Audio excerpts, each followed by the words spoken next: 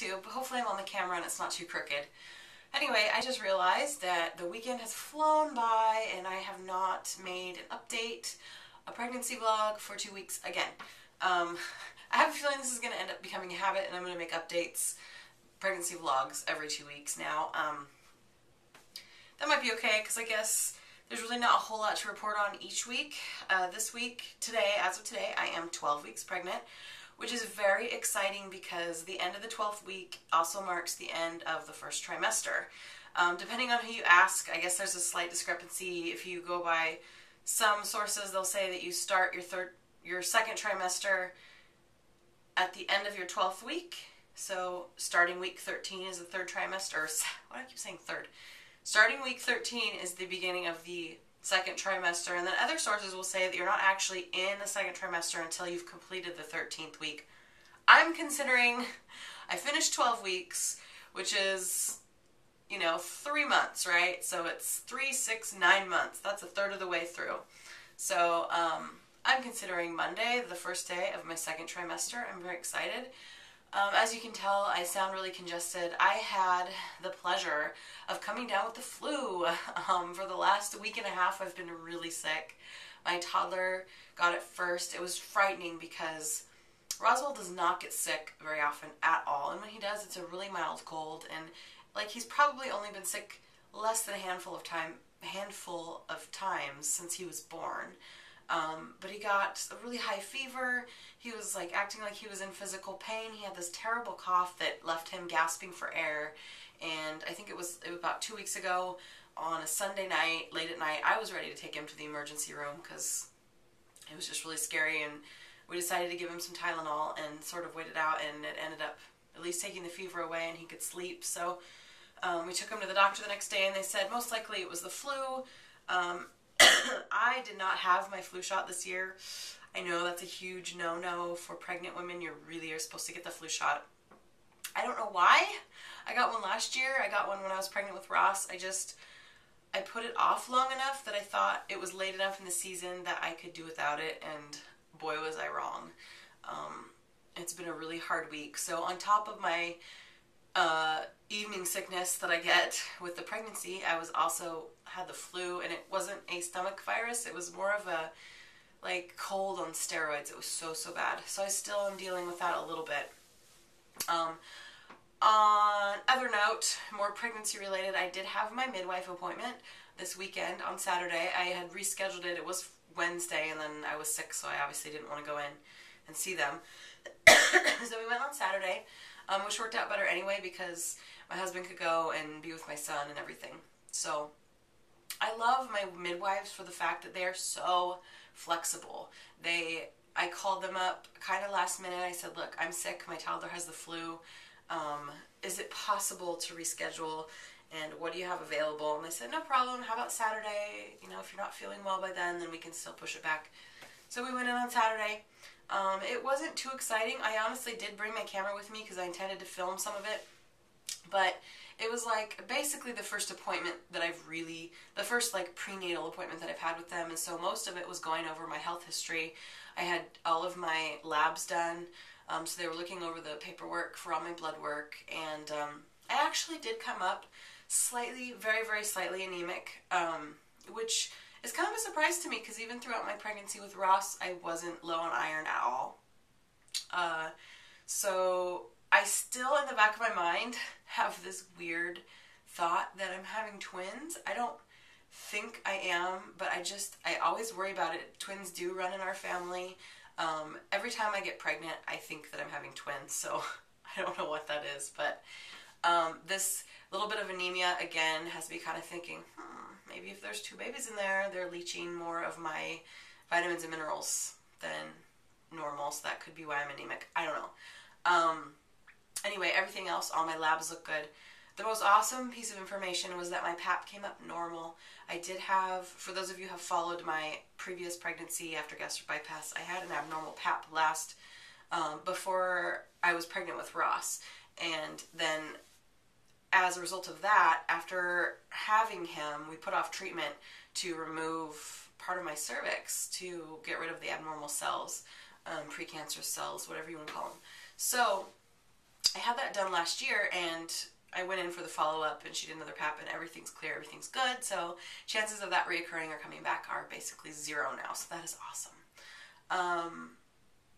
So back to the midwife appointment. Paperwork, blood work, got all that out of the way. And I was really excited because I've never actually heard my baby.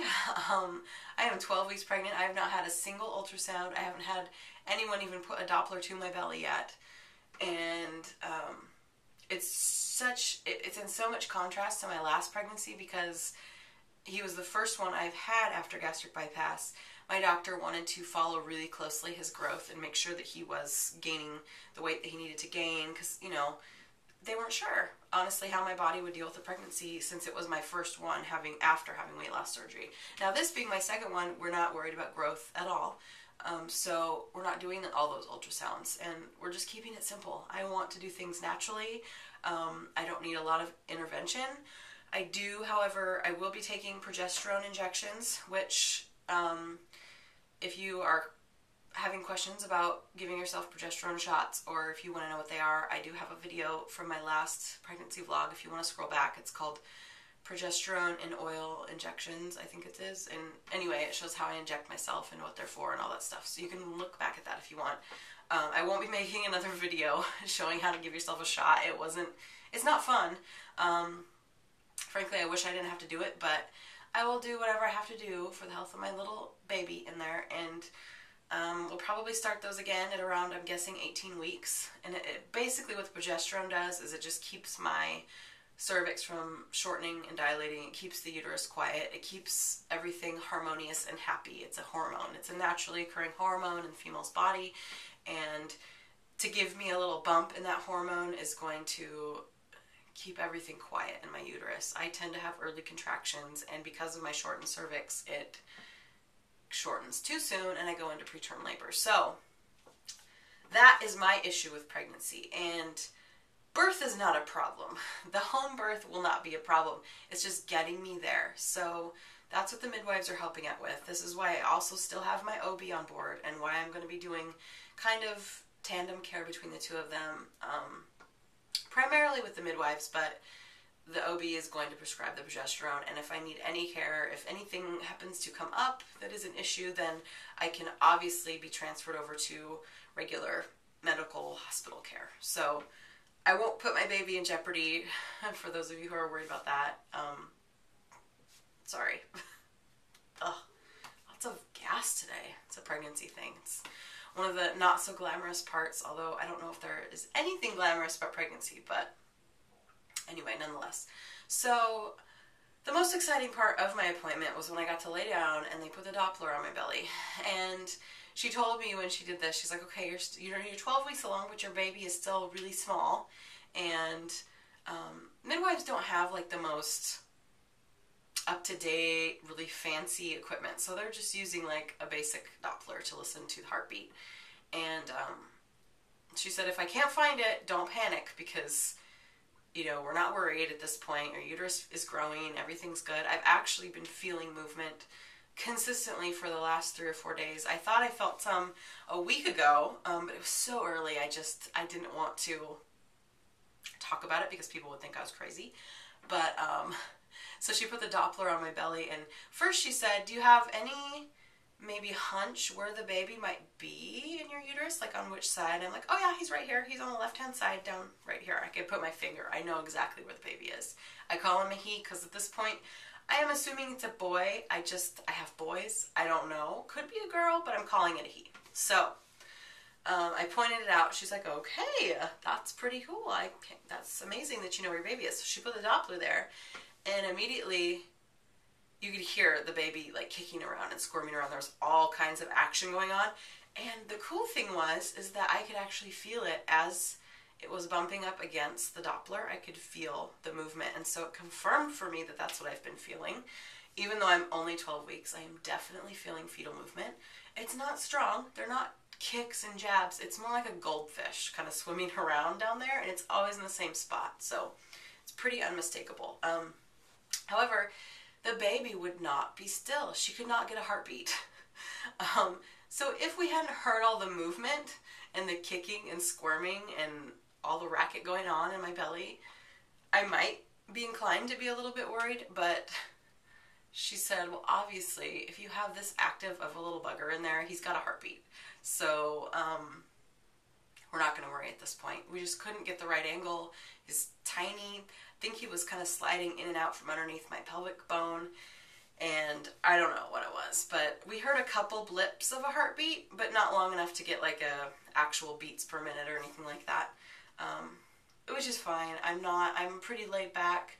I trust that my body is doing a good job of taking care of my baby, and, you know, I just, it's out of my hands, you know. Growing a baby is one of those miracles in life that you just have to do what you can, and you trust that everything's going to turn out okay. And I know that this little baby is in there, and that little cupcake is squirming around because I can feel him, and he's growing. And I should say he or she, because if it's a girl, she's probably going to be really upset that I called her a boy, but I don't know. Like I said, I'm used to boys. So, anyway, that was about it for the appointment. I made my next one. It's for March 6th, I believe, so that'll be in another month. We do have names picked out. We have a name for each gender, and as I did with Roswell, we won't be announcing the names until the baby's born, mainly because it is hard enough for my husband and I to agree on names, just the two of us, and we don't want everyone else's input. And mainly by everyone else, I mean our families, because they can be pretty opinionated on names, and as much as we love them, we want to choose our baby's identity and name ourselves. So we finally agreed on names that we love, and I really don't think they're going to change unless we come up with something like fantastic and different all of a sudden. And yeah, I don't know. The girl name we've had for quite a while, since Roswell was conceived, and so we're sticking with that. And the boy name was something that we came up with recently. So that is that. I think that's all I needed to talk about. I will do my best to make an update every week. My symptoms honestly haven't really changed. I still have evening sickness.